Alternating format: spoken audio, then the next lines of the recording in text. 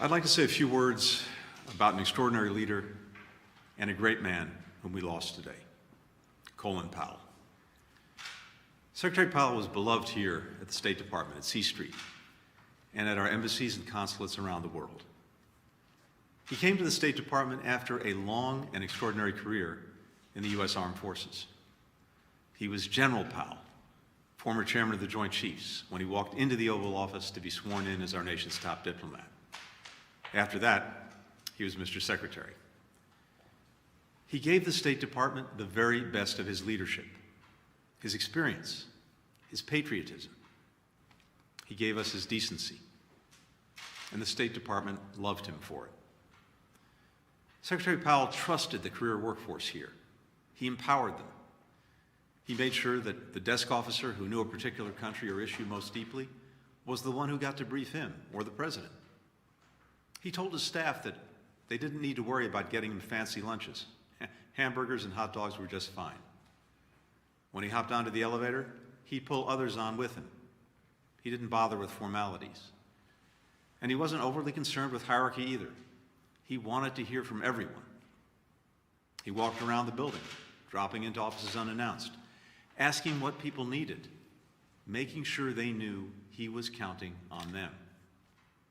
Secretary Powell was, simply and completely, a leader, and he knew how to build a strong and united team. He treated people the way he expected them to treat each other, and he made sure that they knew he would always have their back. The result was that his people would walk through walls for him.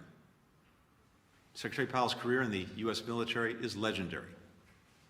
As a teenager at the City College of New York, not far from where he grew up in the South Bronx, he joined ROTC, and after graduation, became an Army officer.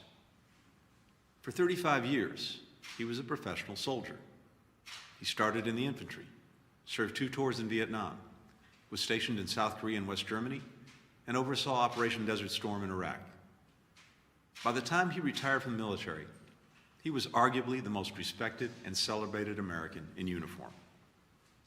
At that time, he received his 2nd Presidential Medal of Freedom, this time from President Clinton, who said at the medal ceremony, "Today, a grateful nation observes the end of a distinguished career and celebrates 35 years of service and victory.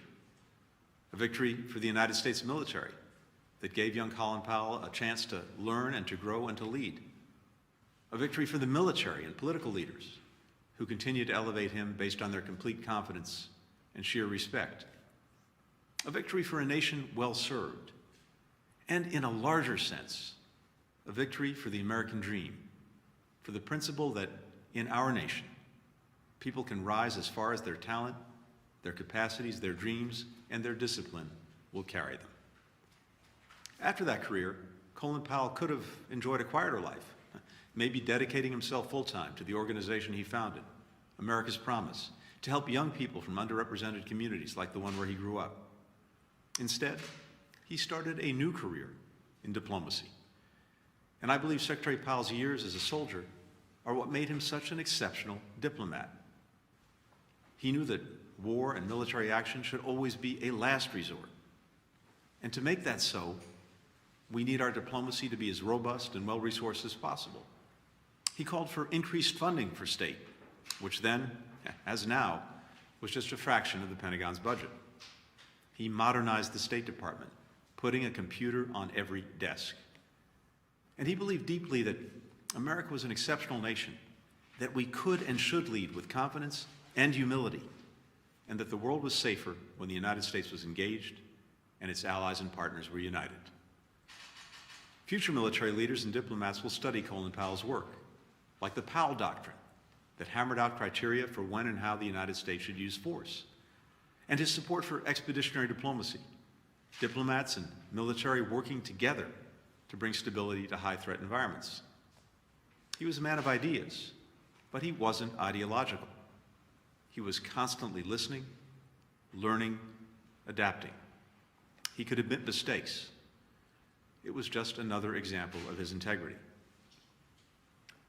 As is probably evident by now, I was a huge admirer of Secretary Powell's. I always will be. and he was very generous with me. This past 4th of July, we spent a few precious hours together, talking about the State Department, discussing all the challenges we're confronting around the world. Two things were clear.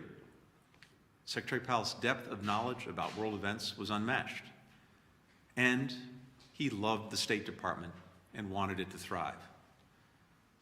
So today is a sad day for us here at State, especially for all those who worked for and with Secretary Powell, and will never forget the experience. Our thoughts are with Alma Powell and the entire family today, to everyone who loved him.